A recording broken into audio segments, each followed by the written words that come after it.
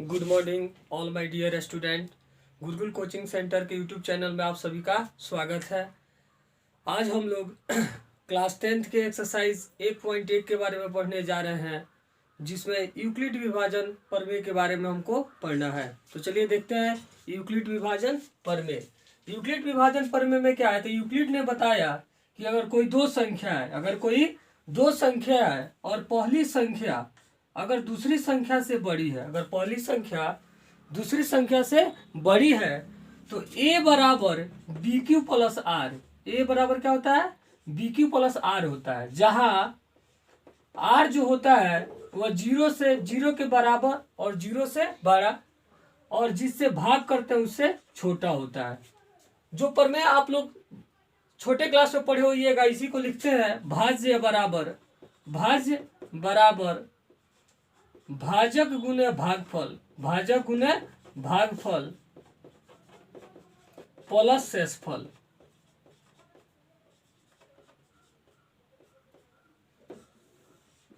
वही यह प्रमेय है कि ए बराबर बी क्यू प्लस आर, जहां आर जो होता है जीरो के बराबर और जीरो से बड़ा और जिस संख्या से भाग देते हैं उससे छोटा होता है। अब इसके सहायता से हम लोग एचसीएफ ज्ञात करते हैं, हाईएस्ट कॉमन फैक्टर, यानी मसा हम लोग ज्ञात करते हैं, जिसपे आप लोग एक्सरसाइज 1.1 में क्वेश्चन दिया गया है। एक्सरसाइज 1.1 का क्वेश्चन नंबर 1 का एक क्वेश्चन है 135 और 225, 135 और 225।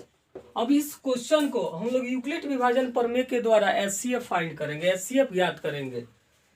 तो एचसीएफ ज्ञात करने के लिए क्या करेंगे, सबसे बड़ी संख्या को यहाँ लिखेंगे 225 बराबर, अब क्या हो जाएगा, छोटी संख्या क्या है 135। अब 135 से इसमें भाग करना है, तो 135 से कम 135 दूनी ज्यादा हो जाएगा, 270 ज्यादा हो जाएगा तो वो नहीं लिखेंगे। 135 से कम 135 और शेष बच जाएगा आपका, क्या बचेगा 90। अब यहाँ पे फिर जो संख्या रहता है वो पहले लिखा जाता है 135, जो शेष बचता है उससे फिर यहाँ पे भाग किया जाता है, तो 90 कम 90, शेष कितना बचा 45। ठीक है, और फिर जो यहाँ पे संख्या रहता है उसको पहले लिखा जाता है, 90 को पहले लिखेंगे, जो शेष बच गया उस संख्या को यहाँ पे लिखते हैं और उससे भाग करते हैं, तो 45 दूनी 90। जब 90 आ गया तो आपका शेष क्या बचा, जीरो। तो जब शेष जीरो आ जाता है तो जो यहाँ पे संख्या रहती है वही एचसीएफ हो जाता है, यानी आपका मौसम हो जाता है। बराबर कितना हो जाएगा 45 हो गया आंसर। एक यह तरीका हो गया। दूसरा तरीका यह जो बचपन से आप लोग बनाते आ रहे कि पहले हम लोग क्या करेंगे, यहाँ 135 से 225 में भाग करेंगे, तो क्या देखिए 135 से कम 135, कितना शेष बचा 90। फिर 90 से इस 135 में भाग करेंगे, 90 कम 90, शेष कितना बचा 45। फिर 45 हम लोग 90 में भाग करेंगे तो 45 दूनी 90, कट गया। तो जो यहाँ पे संख्या आता है वही एचसीएफ होता है। इसी को हम लोग इस रूप में व्यवस्थित किए हैं। अब यहाँ 225 बड़ा है तो यहाँ पे हो गया 135 से भाग किए तो 135 गुना एक बार में भाग लगा तो गुना 1 और शेष 90 बचा तो शेष 90। और फिर इस 90 से भाग करना, इस 90 से भाग करना किस में, इस 135 में, तो 135 यहाँ लिखे, 90 से भाग करना है तो 90 से भाग किए, कितना बार में भाग लगा, एक बार में, शेष कितना बचा 45, तो शेष क्या बचा 45। फिर अब अगले बार में इस 45 से भाग करते हैं, किस में, तो जो शेष आया था यहाँ 90 था उसमें, तो 90 जो था उसमें भाग कर रहे हैं किससे 45 से, तो 45 से भाग कर रहे हैं 45 दूनी 90 और शेष क्या बच गया, कुछ नहीं बचा तो जीरो। और यहाँ पे जैसे 45 हुआ एचसीएफ वैसे ही यहाँ भी 45 हो जाएगा एचसीएफ। अब ऐसे ही हम दूसरे क्वेश्चन को सॉल्व करेंगे। क्वेश्चन नंबर 2, 196 और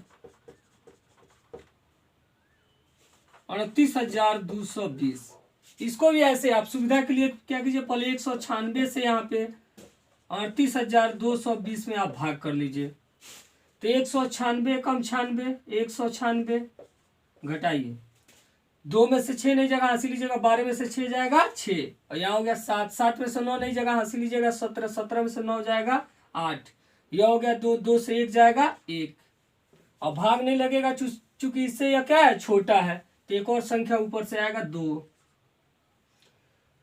फिर भाग लगेगा तो 9 मर्त में भाग लगेगा। 9 से गुना कीजिए, 9 छक 54 के 4, हंसी लगा 5, 9 9 81 या 5 86, हंसी लगा 8, 9 कम 9 8 17। अब इसको घटाइए, 2 में से 4 नहीं जाएगा, हंसी लीजिएगा 12, 12 में से 4 गया 8, यह हो गया 5, 5 से 6 नहीं जाएगा, हंसी लीजिएगा 15, 15 से 6 हो गया 9, यह हो गया आपका 7, तो 7 से 7 कट गया, 1 से 1 कट गया। अब ऊपर से क्या आएगा 0, और फिर 5 से भाग लगाइए,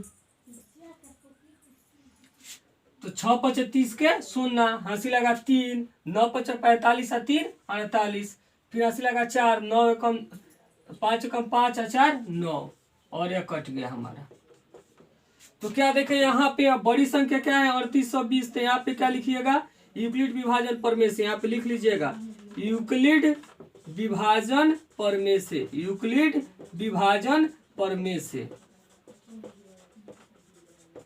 यहां भी इस बात को आप लिख लीजिएगा यूक्लिड विभाजन प्रमेय से। तो यूक्लिड विभाजन प्रमेय से तो बड़ी संख्या को पहले लिखते हैं। तो बड़ी संख्या क्या हुआ 38,220 भाग कितना से लगाना जी 196 से। 196 से कितना बार में भाग लगा 195, शेष क्या बचा 0। तो जब शेष 0 बच जाता है तो जो पहली संख्या रहता है वही एचसीएफ हो जाता है। तो आपका एचसीएफ इक्वल टू क्या हो गया 196, यह आपका आंसर हो जाएगा। अब हम लोग आते हैं तीसरा क्वेश्चन देखेंगे।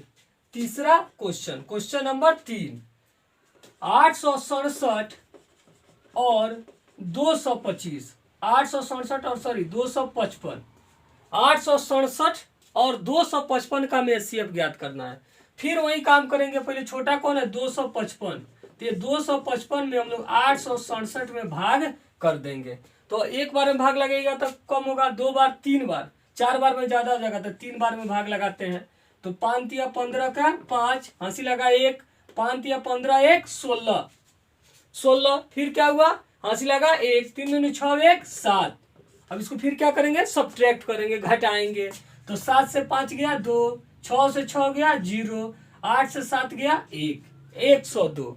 अब फिर इस शेष से जिसमें भाग किए थे, जिससे भाग किए थे उसमें भाग करेंगे, फिर भाग लगाएंगे। तो 102 बाबू एक बार में लगाइएगा तो छोटा होगा, 2 बार में 3 बार में ज्यादा हो जाएगा, तो 2 बार में भाग लगाते हैं। तो 2 दूनी 4, 2 0 0, 2 एकम 2। तो क्या हुआ 5 से 4 गया 1, 5 से 0 गया 5, यह कट गया। फिर अब इस शेष से जिससे भाग किए थे अब उसमें फिर भाग हम लोग करेंगे, यानी फिर हम लोग 102 में भाग करेंगे। तो 51 दूनी 102, और ये हमारा पूरा पूरा कट गया। अब इसी चीज को यहाँ पर लोग सजा देंगे। कैसे सजाएंगे, तो बड़ा वाले को सबसे पहले लिखेंगे 867, किससे भाग लगाए बाबू, तो यहाँ 255 से। कितना बार में भाग लगा है, तो 3 बार में। शेष क्या बचा है, तो 102 बचा है। ठीक है, अब आगे फिर क्या करना है, इस 255 चूंकि बड़ा यह है तो 255 लिखे हम। फिर 255 में भाग लगाए, किससे भाग लगाए जी, तो यहाँ पे जो शेष आया था 102 से। कितने बार में भाग लगा, तो 2 बार में। शेष कितना बचा, तो 51। फिर अगले बार में हम लोग क्या किए बाबू, फिर अगले बार में हम क्या किए, इस 102 में भाग लगा दिए। इस 102 में किससे भाग लगाए, तो जो शेष बचा था, शेष कितना बचा था जी 51। कितना बार में भाग लगा, 2 बार में। शेष क्या बचा 0। तो जब शेष बच गया तो यहाँ जो रहेगा वही एचसीएफ हो जाएगा। तो आपका एचसीएफ बराबर कितना हो गया 51 हो गया आंसर। अब ऐसे ही आप लोग और क्वेश्चन को बनाते रहिए और जो समस्या हो आप कमेंट कीजिए और हमसे पूछिए। तो चलिए आगे हम देखते हैं क्वेश्चन नंबर 2। दर्शाइए कि कोई विषम धनात्मक पूर्णांक 6q+1 या 6q+3 या 6q+5 के रूप का होता है जहां q कोई पूर्णांक है। इसके पहले हम लोग देखे थे कि निम्नलिखित संख्याओं का एचसीएफ ज्ञात करने के लिए यूक्लिड विभाजन एल्गोरिथम का प्रयोग कीजिए, और इसमें बारी बारी हम लोग तीनों क्वेश्चन को देखे थे। तो चलिए अब हम लोग चलते हैं क्वेश्चन नंबर 2 पे, और इसके बाद हम लोग क्वेश्चन नंबर 3 भी पढ़ेंगे। तो आप वीडियो पे बने रहिएगा, लाइक कीजिएगा चैनल को सब्सक्राइब कीजिएगा और शेयर कीजिएगा। तो चलिए देखते हैं क्वेश्चन नंबर 2, जिसमें अभी आप लोग देखिए सिद्ध करना है कि किसी भी धनात्मक पूर्णांक 6q+1, 6q+3 या 6q+5 के रूप का होता है, जहाँ q क्या होता है, एक पूर्णांक होता है। और इस क्वेश्चन को यूक्लिड विभाजन प्रमेय के द्वारा क्या करना, हमको सिद्ध करके दिखाना है। तो यहाँ जो भी हमको देखिए सिद्ध क्या करना है, 6q+1, 6q+3 या 6q+5 के रूप का होता है। तो सबसे पहले यह 6 जो हम लोग यूक्लिड विभाजन प्रमेय में देखे हैं कि ये बराबर होता है bq+r, bq+r होता है ना। तो इसमें b के जगह पे हमको क्या मानना होगा, सबसे पहले 6 मानना होगा। तो लिखेंगे माना कि, क्या लिखेंगे, माना कि विषम धनात्मक पूर्णांक, माना कि विषम धनात्मक पूर्णांक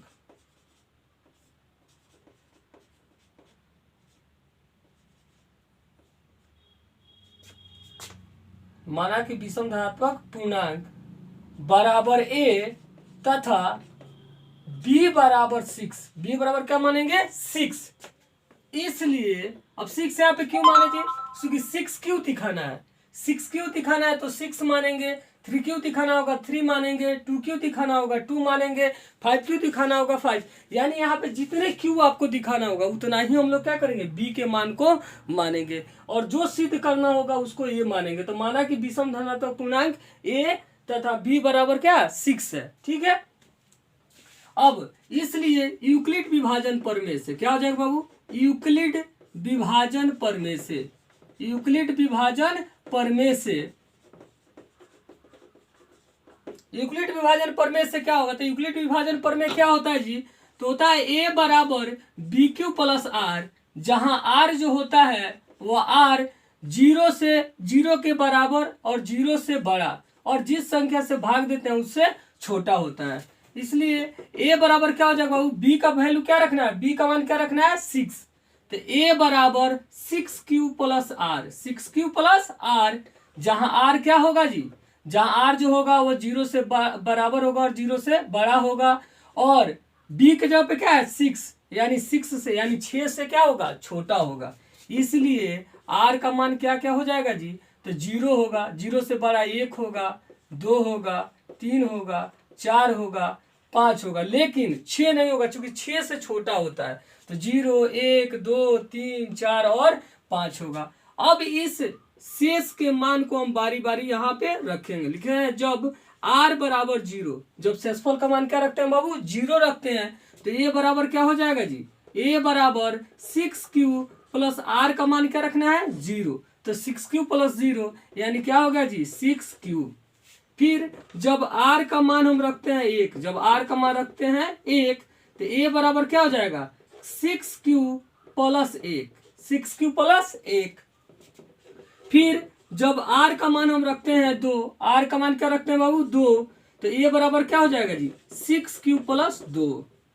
फिर जब हम r बराबर रखते हैं 3, r बराबर रखते हैं 3, तो a बराबर क्या हो जाएगा, 6q+3, a बराबर क्या हो जाएगा, 6q+3। फिर जब हम r बराबर रखते हैं 4, तो a बराबर क्या हो जाएगा जी, 6q+4। फिर जब हम r बराबर रखते हैं, जब r बराबर रखते हैं 5, r बराबर क्या रखते हैं 5, तो a बराबर क्या हो जाएगा, 6q+5, 6q+5। अब यहाँ पे हम देखें कि जो r का मान है वो बारी बारी से हम पांचों मान को रखें। तो 0 रखे तो 6q+0 यानी 6q आया, 1 रखे तो a बराबर 6q+r का मान क्या रख दिए, 1। फिर जब r का मान 2 रखे तो a बराबर 6q+r प्लस r, तो r की जगह पे क्या रख दिए, 2। फिर जब r का मान 3 रखे तो फिर a बराबर 6q, तो a बराबर 6q प्लस r, तो r का मान क्या रख दिए, 3। वैसे ही r बराबर 4, तो a बराबर क्या हो गया, 6q+4। फिर r का मान जब रखे 5, तो a बराबर क्या हो गया, 6q+5। अब जो 6q है बाबू, यह 6q जो देख रहे हैं वो 6q क्या है, एक सम संख्या है। क्योंकि यहाँ पे 6 सम संख्या, सम संख्या पे q का कोई भी मान रखिएगा तो आपको सम संख्या ही प्राप्त होगा। 6 का मान, अगर q का मान आप 0 रखते हैं, बोला गया ना q एक पूर्णांक है, q एक पूर्णांक है यानी पूरा पूरा अंक है, वो माइनस भी हो सकता है प्लस भी हो सकता है, लेकिन धनात्मक बोल दिया गया तो सिर्फ प्लस वाला। 0, 1, 2, 3 ऐसे मान रखिए आप। जैसे 0 रखते हैं तो क्या आएगा 0, 1 रखिएगा क्या आएगा 6 1 जा 6, क्यू का मान 2 रखिएगा 6 दूनी 12, 6 का मान क्यू का मान 3 रखिएगा क्या आएगा 6 त्रिका 18। तो यह क्या देख रहे हैं बाबू, यह सम संख्या है। तो अब यहाँ पे अब 1 3 और 5 क्या है विषम संख्या, 0 2 और 4 क्या है सम संख्या। तो हम जानते हैं अगर सम संख्या में हम लोग सम संख्या जोड़ते हैं तो हमें सम संख्या प्राप्त होता है, और सम संख्या में हम विषम संख्या जोड़ते हैं तो हमें क्या होता है विषम संख्या प्राप्त होता है। तो यहाँ पे हम लिखेंगे कि चूंकि 0 2 और 4, 0 2 और 4 सम संख्या है, सम संख्या है, जबकि 0 1 और 3 1 3 और 5 1 3 और 5 एक विषम संख्या है, एक विषम संख्या है। लिखेंगे इस प्रकार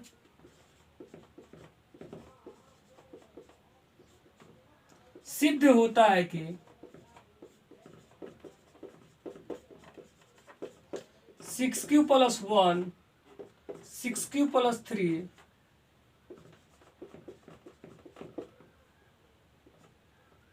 और 6q + 5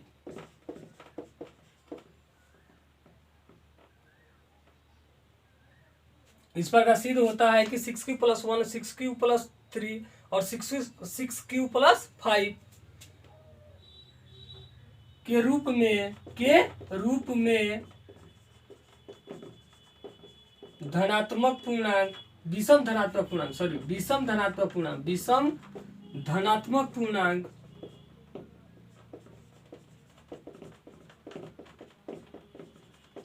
होता है।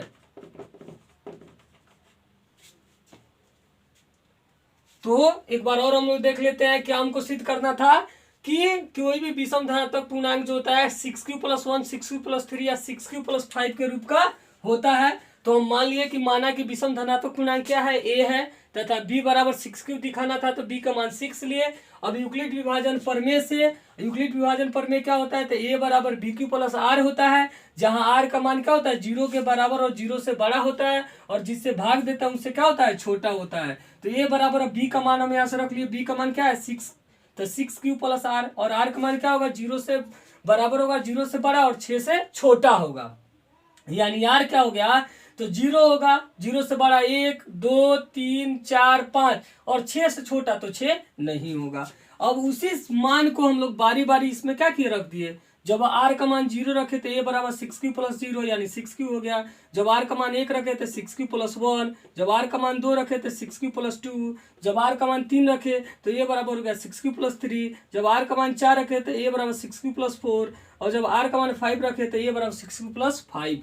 इस तरह हम लोग देखें यहाँ पे अभी आप लोगों को बताए थे 6q क्या एक सम संख्या है, और सम में अगर सम जोड़ते हैं तो हमें सम प्राप्त होता है, और सम में विषम जोड़ते हैं तो हमें विषम प्राप्त होगा। लेकिन हमको क्या सिद्ध करना है विषम संख्या। तो यहाँ पे लिखे हैं वही हम कि चूंकि 0 2 और 4 सम संख्या है जबकि 1 3 और 5 विषम संख्या है, इसलिए चाहे इस प्रकार सिद्ध होता है कि 6q + 1 6q + 3 और 6q + 5 के रूप में विषम धनात्मक पूर्णांक होता है। और यही हमारा सिद्ध करना था, और इस तरह हम लोग सिद्ध कर दिए। तो यहाँ पे क्या लिख देंगे हम लोग प्रूफ्ड लिख देंगे। अगर आपको कोई समस्या होता है तो आप कमेंट जरूर करें और हमसे वह समस्या को सॉल्व करवाएं। चलिए तो हम लोग अब देखेंगे अगला क्वेश्चन नंबर जो क्वेश्चन है, किसी परेड में 616 सदस्यों वाली एक सेना आर्मी की टुकड़ी को 32 सदस्यों वाले एक आर्मी बैंड के पीछे मार्च करना है। दोनों समूहों को समान संख्या वाले स्तंभों में मार्च करना है। उन स्तंभों की अधिकतम संख्या क्या है जिसमें वो मार्च कर सकते हैं, यानी बताना है बाबू। देखिए टोटल सदस्यों की संख्या कितनी है, तो टोटल सदस्यों की संख्या 616 है, और क्या करना है 32 सदस्यों वाली आर्मी बैंड की टुकड़ी बनाना जिसमें एक में क्या हो 32 सदस्य हो। तो ऐसे कितने अधिकतम स्तंभ बन सकते हैं वो आपको बताना है। तो चलिए अब हम देखते हैं क्वेश्चन को कैसे हम लोग सॉल्व करें। तो चलिए हम लोग देखते हैं क्वेश्चन नंबर 3, जिसमें कुल आर्मी सदस्यों की कुल सेनाओं की संख्या कितना है 616, और एक जो आर्मी बैंड के पीछे जो परेड करना है उसमें एक स्तंभ में एक लाइन में कम से कम 32 सदस्य होने चाहिए। तो आपको बताना है कि ऐसे कितने स्तंभ हो सकते हैं जिसमें वो आर्मी बैंड के पीछे क्या कर सकते हैं, मार्च कर सकते हैं। तो इसके लिए हम लोग क्या करेंगे, जब भी आपसे पूछा जाए कि अधिकतम कितने, तो आप उस समय क्या कीजिएगा, एचसीएफ ज्ञात कीजिएगा। चूंकि हाईएस्ट कॉमन फैक्टर यानी जो अधिकतम आपका कॉमन फैक्टर रहेगा उतना ही लाइन में वो अधिकतम क्या कर सकते हैं, मार्च कर सकते हैं। तो हम उसका क्या करेंगे, एचसीएफ ज्ञात करेंगे। तो चलिए क्वेश्चन नंबर हम लोग 3 देखेंगे। क्वेश्चन नंबर 3, तो कुल सदस्यों की संख्या, कुल सदस्यों की संख्या, कुल सदस्यों की संख्या, तो कुल सदस्यों की संख्या कितना है जी 616, एवं प्रत्येक पंक्ति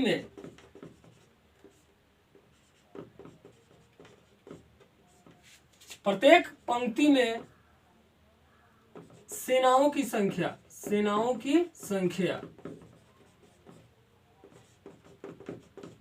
तो कितना सेना चाहिए जी 32। एक पंक्ति में कम से कम कितने सेना होने चाहिए 32। तो आपको बताना है स्तंभों की संख्या, स्तंभों की संख्या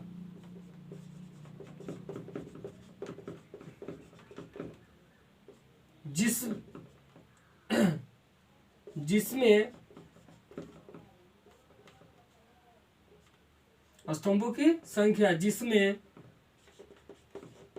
सेना, सॉरी अधिकतम लिख लीजिएगा यहाँ पे, अधिकतम स्तंभों की संख्या जिसमें सेना परेड कर सकती है, परेड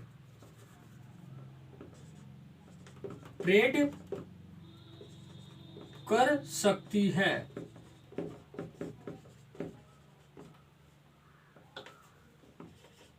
तो कैसे निकालेंगे जी, तो बराबर क्या हो जाएगा, एचसीएफ ऑफ 616 और कितना 32, इसका हम लोग क्या करेंगे, एचसीएफ ज्ञात कर लेंगे। तो एचसीएफ कैसे ज्ञात करेंगे जी, तो क्या हो जाएगा 616 बराबर 32 गुना, और फिर अब क्या करेंगे, वही काम करेंगे। यहाँ पे अब ध्यान दीजिएगा आप लोग, क्या करेंगे हम जी 32 से 616 में हम पहले फिर भाग करेंगे। तो 32 दूनी ज्यादा हो जाएगा, तो 32 से कम 32, 1 से 2 नहीं जगह हंसी लीजिएगा, 11 से 2 जाएगा 9, यह क्या हो जाएगा आपका 5 हो गया, और 5 से जब 3 जाएगा तो क्या हो जाएगा जी 2।